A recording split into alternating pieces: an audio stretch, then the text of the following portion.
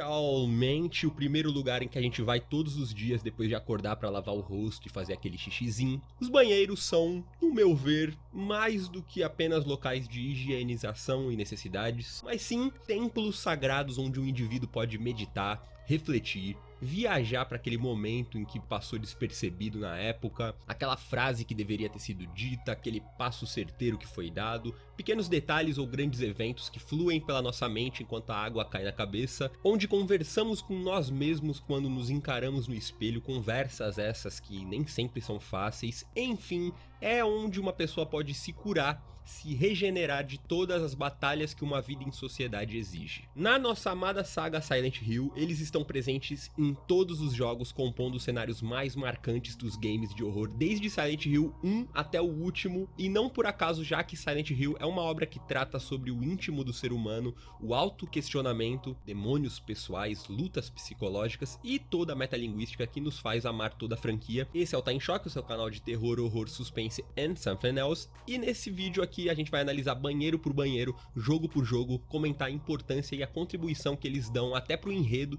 servindo muito mais como apenas locais que passamos pelos games. Então vamos lá, se inscreve aí, compartilha, ativa o sino, muito obrigado.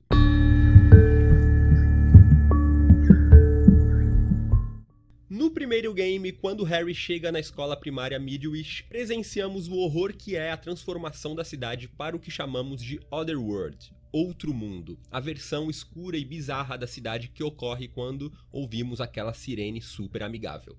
Explorando a escola, ele se depara com criaturas absurdamente medonhas, que parecem crianças segurando facas, espíritos, gatos. E ao entrar no banheiro masculino, no final de um corredor, eis que temos essa sutil passagem.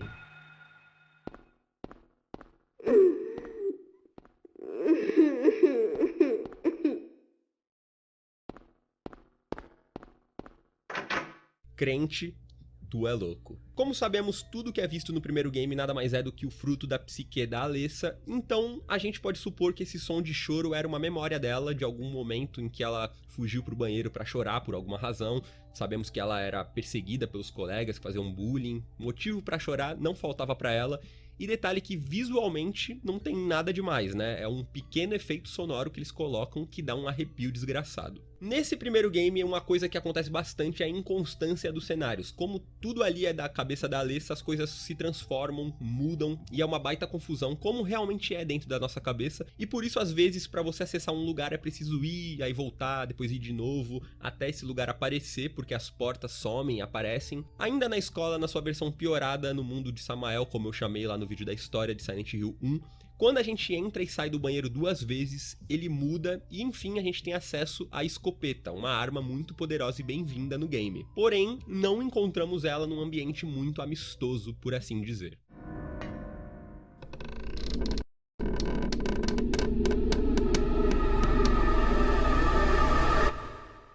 Uma barbaridade. Um horror desse. Já em Silent Hill 2, o game se inicia justamente no banheiro do estacionamento, onde o James para quando tá quase chegando na cidade. Um cenário extremamente marcante, a imagem mais famosa do personagem é justamente esse começo, ele levantando a cabeça e se olhando no espelho. Um foreshadowing, um simbolismo absurdo, já que a história vai ser justamente sobre o James confrontando a si mesmo e as verdades sobre o seu passado, que ele vem reprimindo bem lá no fundo desde a morte da esposa.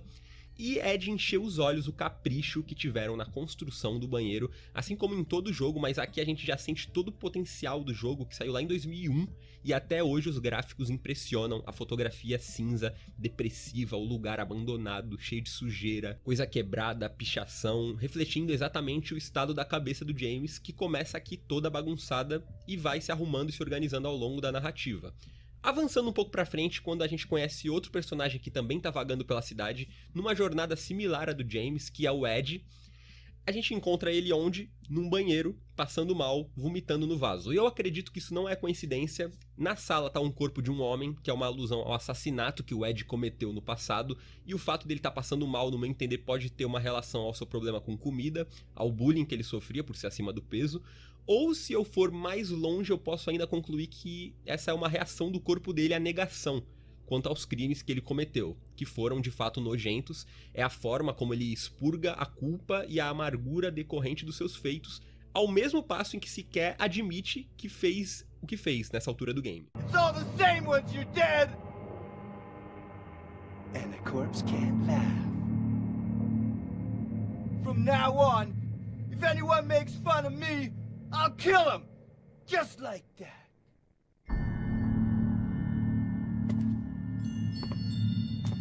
Em Silent Hill 3 acompanhamos Heather, a nova Cheryl já crescida, tentando despistar um estranho que segue ela pelo shopping, e ao entrar no banheiro ela dá uma cota, percebe que a última cabine podia ter alguém já que estava fechada e resolve sair pela janela pela lateral do shopping. O problema é que rola um lance meio Alice no País das Maravilhas, quando ela cai no buraco e tudo, porque assim que a Heather sai pela janela, ela vai pro País dos Horrores, né? O ambiente muda, o céu fica com uma coloração estranha e tudo fica mais sombrio. Isso foi arquitetado pela Ordem, que já tinha plantado ali um feitiço. No espelho do banheiro você vê pintado o símbolo deles, e assim começa toda a aventura. Quando ela volta pro mesmo banheiro, agora na versão Otherworld, ele agora se encontra sem espelho, todo nojento e com a janela bloqueada, ou seja, era uma passagem só de ida e não tinha como ela voltar pro mundo real.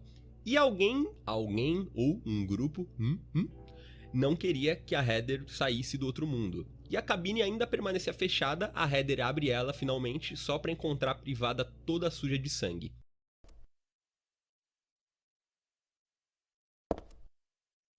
Mais pra frente, outra passagem pro outro mundo acontece, não bem num banheiro, parecia mais um banheiro hospitalar improvisado, mas de qualquer forma a Heather liga a banheira apenas para começar a sair sangue por ela. Em seguida ocorre o fenômeno e quando a garota acorda já tá no inferno de novo.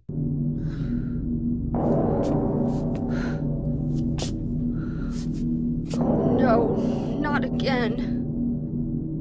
Aqui no 3 os banheiros são como portais entre as dimensões, e a mesma coisa a gente pode dizer de Silent Hill Origins. O caminhoneiro Travis é largado de paraquedas em toda a treta de Silent Hill bem na noite em que a Alessa foi queimada, antes dos eventos do 1. Ao chegar no hospital e já entender como é fundo o buraco em que ele se meteu, ele passa por um banheiro e quando ele vai sair, a Alessa aparece para ele no reflexo do espelho e dá a dica. Eles funcionavam como portais, um recurso que é usado bastante ao longo do jogo, e uma coisa legal de observar é como o reflexo do espelho é sempre referente ao mundo oposto no qual a gente tá. Então, se o Travis está no mundo normal, o reflexo do espelho vai ser todo sujo de sangue, ferrugem, etc. Agora, se você tá no outro mundo, é ao contrário, o reflexo é bonitinho, azulzinho e tal. Uma exibida que eles resolveram dar, né, já que na época que o Origins saiu, os gráficos já estavam com uma tecnologia nova, etc. E assim, apesar de aqui no Origins já não haver tanta simbologia por trás dos banheiros, eles ainda são muito presentes no game e é um mais macabro que o outro. Por exemplo, nesse aqui onde a gente entra e podemos ler a frase "Traga-me o meu filho", escrita a sangue no chão, que depois vamos entender se tratar de mais uma mãe que fora manipulada pela Ordem, que convenceu ela de que o seu filho tinha o demônio dentro do corpo e que para livrá-lo disso ela teria que matar ele, só assim ela poderia trazê-lo de volta, e assim ela o faz. Muito tenso. Silent Hill 4 The Room já começa de um jeito super encantador, só que não. A gente vê um trailer super sombrio mostrando alguns momentos do jogo, e então acordamos de um pesadelo no apartamento do Henry. Até aí tudo bem, foi só um sonho. A gente anda pelo AP, entramos nos cômodos, a gente dá aquela espiada nas janelas, entra no banheiro, tudo limpo, os azulejos de qualidade, voltamos pra sala e nisso ouvimos.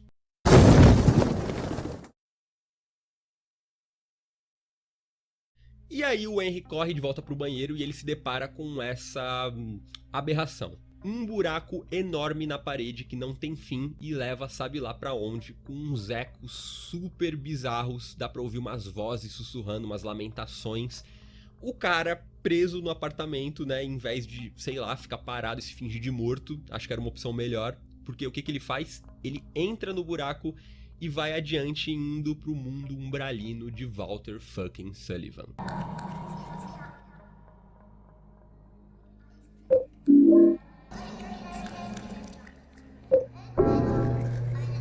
Brincadeiras à parte, fala sério, né? É a imagem mais icônica desse game, o buraco na parede do banheiro. Qualquer pessoa que pense em The Room, a primeira coisa que já vem na cabeça é esse buraco. Deve ter muita gente que nem sabe se que é o nome do jogo, conhece apenas como o jogo do buraco na parede do banheiro. Uma coisa interessante é que conforme a gente vai avançando na campanha, todo o apartamento é dominado pela influência do Walter, e isso começa no banheiro, que começa limpinho, brilhando, cheirando ali a bom ar, mesmo com o buraco ali, e aos poucos ele vai ficando uma imundície, sangue pra todo lado, parece o banheiro do McDonald's numa sexta-noite. Logo na sequência a gente vai parar na estação, né, o primeiro cenário, conhecemos a Cynthia, temos uma conversa super excitante com ela, os dois vão andando até que ela começa a passar mal e entra às pressas no banheiro da estação. O Henry dá um tempo e percebe que ela tá demorando, quando a porta abre e de lá sai 2 Sniffer Dogs, atacando o outro. As criaturas parecem cachorro, monstro com a língua pra fora,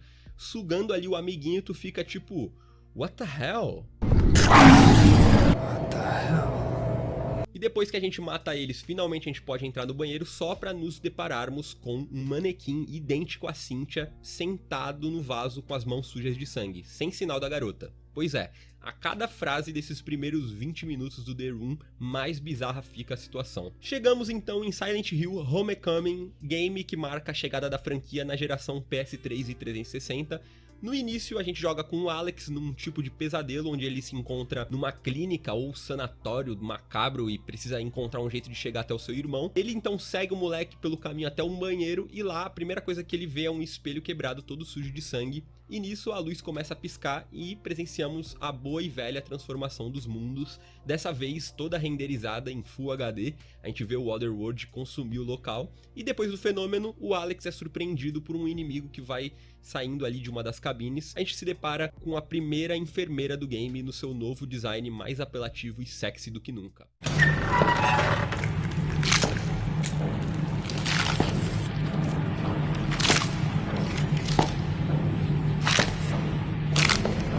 Ele então tira uma faca que tá presa no espelho e a gente trava o nosso primeiro combate com o inimigo e eu lembro, impressionado com a fluidez dos movimentos. O Alex realmente parece um ninja manejando a faca. Aliás, uma galera não curtiu isso porque dá um aspecto mais de ação pro jogo. Nos outros Silent Hill os protagonistas são meio duros, travadões, batem feio pra cacete. E também os detalhes, quanto mais você golpeia a enfermeira, mais vai aparecendo os cortes com sangue assim pelo corpo dela. Muito louco. Legal! Em 2009 temos Shared Memories, uma reimaginação do primeiro game, esse que vai ser citado aqui só com uma menção honrosa, porque é um traidor da franquia em termos de banheiro. Eu procurei e realmente não encontrei nenhuma passagem que dê medo num banheiro durante o game. O mais perto disso é essa aqui onde o Harry chega com a Lisa no apartamento dela e ela começa a passar mal e se sente indisposta, e aí pede que ele pegue o remédio pra ela no banheiro. Ele vai até lá numa puta escuridão que o local se encontra, pega o comprimido da jovem, sem problema, sem monstro, sem demônio, sem sangue. Desculpa que eu tô um pouco nervoso, pega o Lexotan pra mim, por favor, pega 2 comprimidos. Oi? Em Silent Hill Downpour 2012, último game lançado da série até então. Toda a história começa nele, sim, no banheiro coletivo da prisão, onde o Murphy, nosso herói da vez, surpreende um homem com o qual tem contas a acertar, pendências do passado. A gente percebe que tá tudo muito estranho, o guarda da prisão deixa ele entrar lá sozinho, o Murphy liga todos os chuveiros enchendo o lugar de vapor pra dar aquela embaçada nas câmeras, imagino eu que foi pra isso, né? Até que o homem sai de toalha depois do banho e pergunta o que o Murphy estava fazendo ali, chama os guardas, mas sem resposta, até que o Murphy diz: We used to be neighbors. Ao falar a palavra vizinhos, o cara fica branco. E, alerta de spoiler agora, o que acontece? Esse cara foi quem matou o filho do Murphy. E aí ele tenta fugir da gente, é quando o jogador assume o controle e temos que arregaçar o infeliz na facada até a morte, numa sequência violentíssima. E é muito louco esse início do Downpour, porque até então nunca tinha acontecido isso, né? Do jogo exigir que você mate uma pessoa rendida, indefesa. O máximo é lá no 2, quando o James mata o Ed, mas o moleque tava armado, com sangue no zóio, e era uma clara ameaça. E como a gente vai ver na reta final do game, a gente tem outro episódio no banheiro, assim como começa tudo termina meio que no mesmo lugar, sob a temática justamente do acerto de contas, né, escolhas, encarando verdades, uma brisa que casa muito com a vibe do banheiro, como eu falei no vídeo anterior, um lugar onde nos despimos de corpo e alma e conversamos com nós mesmos. E, bom, no final vem a revelação do porquê a Anne, a policial, tem tanto ódio do Murphy como a gente vê ao longo da história. Ela era filha do Frank, um policial da prisão estadual de ótima índole, um homem íntegro, honesto, que tratava o Murphy com toda a gentileza, dando conselhos pra ele, tentando levar ele pra um caminho melhor, tentando salvar sua vida depois de todos os traumas que ele sofreu. Porém, o Sewell, sei lá como se fala o nome desse desgraçado, que é o policial nojento, corrupto, desgraçado que lá no início permite que o Murphy mate o assassino do seu filho, cobra um favor em retorno. O Murphy deveria matar uma pessoa pra ele, lá no banheiro, na calada da noite. Quando o Murphy recupera a memória, a gente vê em flashback como que aquilo aconteceu, e aí varia o final de acordo com cada jogatina. O Murphy pode ter cometido o crime e atentado contra o Frank, ou se recusado e o próprio Sewell faz o serviço. De qualquer forma, o Frank não morre na hora, ele fica anos enfermo e debilitado numa cadeira de rodas, precisando de cuidados, enquanto o ódio da sua filha, que vê o seu pai passar por tudo aquilo, apenas cresce contra o Murphy. And every time I looked at him, you know what I saw? Listen to me. I saw a monster. I saw you. Pra finalizar, eu vou deixar vocês aí com essa cena de PT, a demo de Silent Hills, jogo que nunca vai ver a luz do dia graças a Konami e os envolvidos, pra nossa profunda tristeza. Pelo menos o PT foi uma demo memorável, eu acho que a mais falada da história, e uma das partes mais macabras é justamente onde, pois é, deleitem-se, e até o próximo vídeo, a gente se vê por aí.